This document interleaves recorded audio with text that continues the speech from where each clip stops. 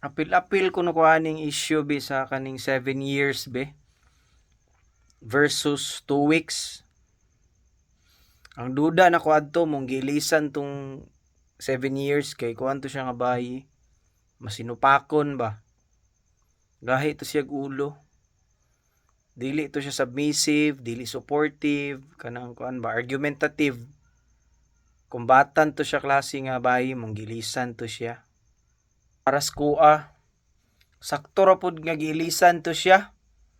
Kay pamati na ko murag garbusa to siya. Sakto ra pud nga gipulihan to siya glain oy.